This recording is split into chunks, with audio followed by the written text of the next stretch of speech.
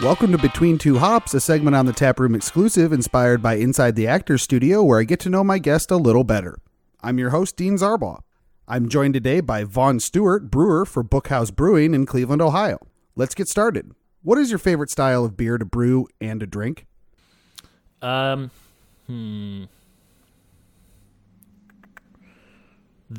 a good question. Honestly, in terms of styles to brew, not a huge difference in styles, but English style ales are definitely the easiest, just because that's what my brew house is set up to make. Yeah. And in terms of favorite style to drink, honestly, it kind of changes day to day. But a lot of times I really do find myself just going for a Pilsner. Yeah.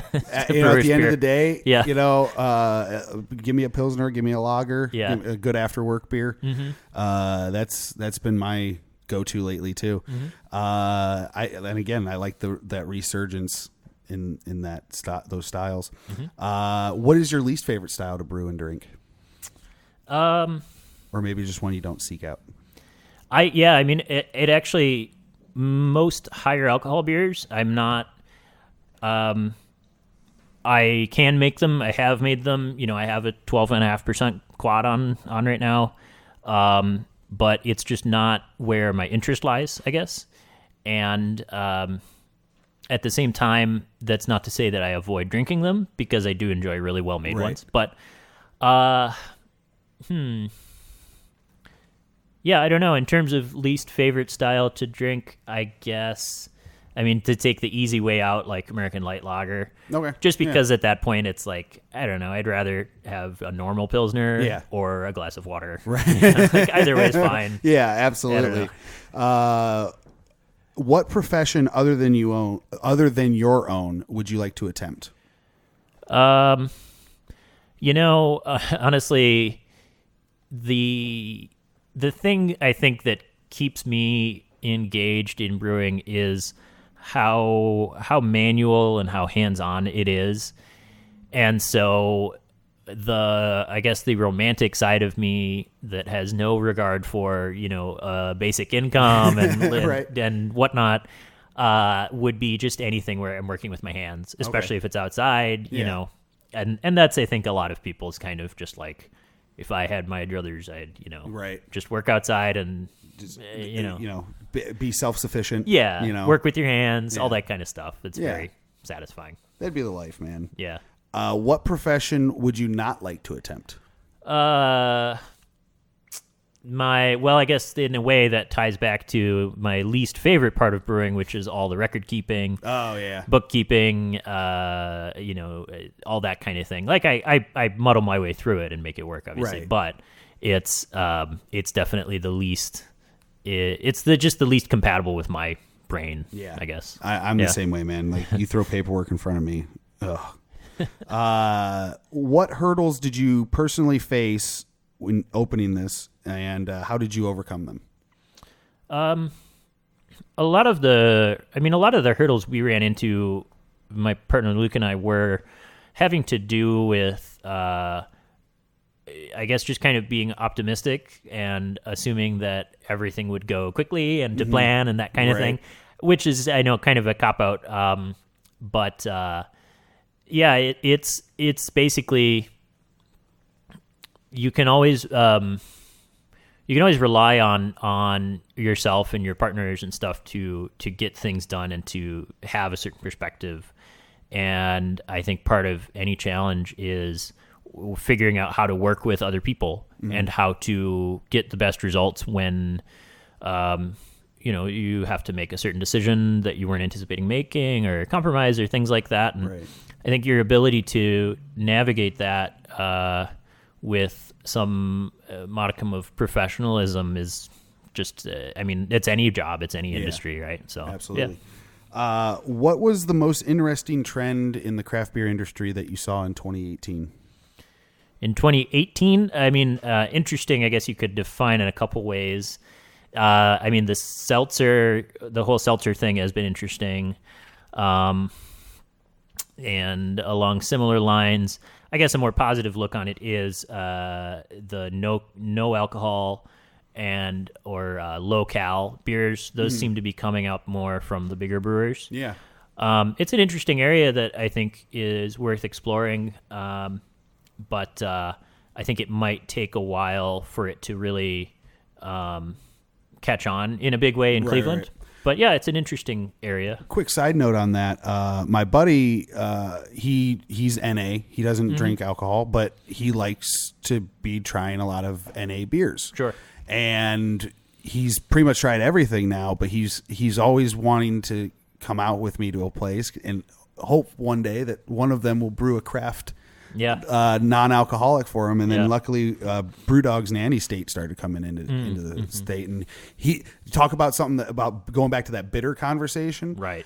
So someone who drinks like Labatt NA or Coors NA or Klosch Taylor NA, going to an IPA NA, that was a big transference for him. He had to really. He said it's not bad. It's just I had to get used to it because his brain wasn't trained to like bitterness, right? And it was very much the bitterness that he had to get used to. Yeah, but he's like, it would be good, but not my daily drinker. But anyway, it was just interesting that you see it. I would love to see the NA come up more in craft beer as well. Sure. Just because I have that personal vested interest.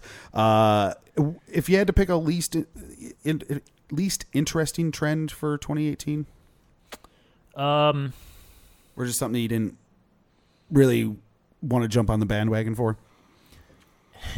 I don't know. I mean, I think it's hard to parse that exactly, except that one thing that this is just industry wonk stuff, but basically a lot of the beer industry in air quotes is very concerned about marijuana's intrusion on the alcohol market.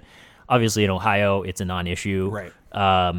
But in California and Colorado and Washington, there's a lot of kind of brow furrowing and concern about whether marijuana is going to take market share from beer and from craft beer specifically. And, and there's people talking about CBD oil beverages and hemp, all this stuff. Yeah. That to me, it's trend. I mean, it's a trend, but it's also, I think, and I don't have a problem with it as a concept, but I guess it's just more that like it's a trend, but it's also so limited in its applicability right now to where the federal government is and stuff like that. So yeah, absolutely. Yeah. What is one piece of practical advice you would give someone starting out in the craft beer industry? Practical advice, I would say,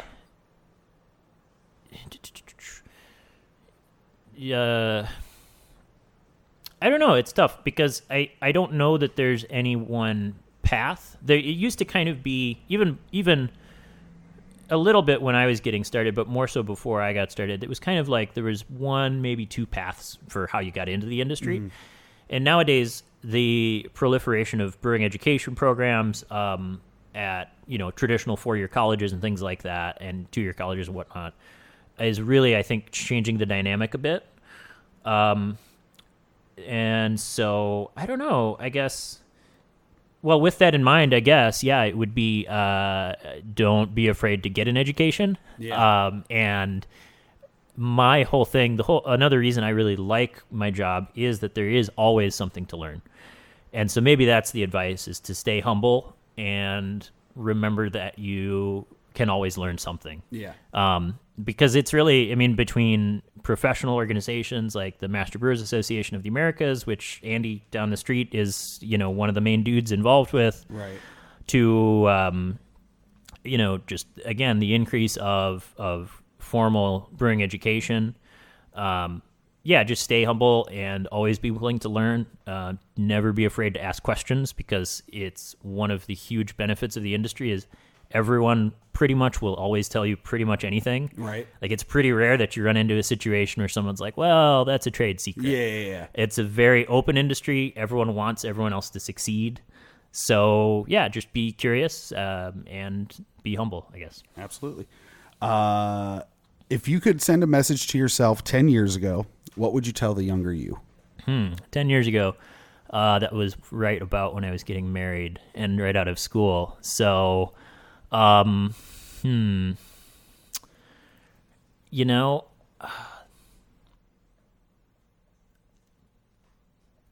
I don't know. It's a hard question. Yeah, that's really why tricky. it's at the end. We build to it. Yeah. I would probably say don't be afraid to take risks. Yeah. That's the short version. Absolutely. Of the advice. Yeah. What or who has been the biggest influence in your brewing career? I've had a lot of really helpful role models and teachers and bosses throughout the years. So it's hard to say, like, to pinpoint to one thing. So I think it to some extent, really, it does go back to the connection to homebrewing, I guess. Mm-hmm. Yeah, is because homebrewing as a concept and as a hobby and as an activity, it's such a weird thing. It's such a weird thing that it exists at all. But it's essentially it's this really strange microcosm of like the miniaturization of a profession, which is really where it all started, was like people trying to do what commercial brewers do, but at home. Right. Which is a very strange thing to think about. Like, you don't go to a tire factory and think, oh, I want to make tires at home. Make rubber. You know what I mean? Like, it's a weird,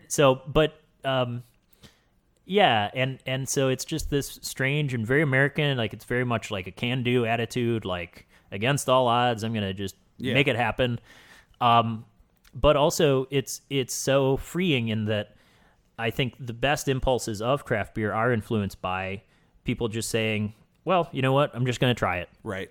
And kind of throwing caution to the wind and, you know, putting 40 pounds of brownies in a beer, for example. Right. You know what I mean? Yeah, absolutely. And let's try it. Yeah, it's not like that, you know, you may know that's like, this might not turn out, it might not be great, but just having the willingness to experiment and to try things and to do that, I guess which is a strange way of coming about in an influence on my career. Yeah, absolutely. But it's the thing I try to keep in mind is like, beer is supposed to be fun. Yeah.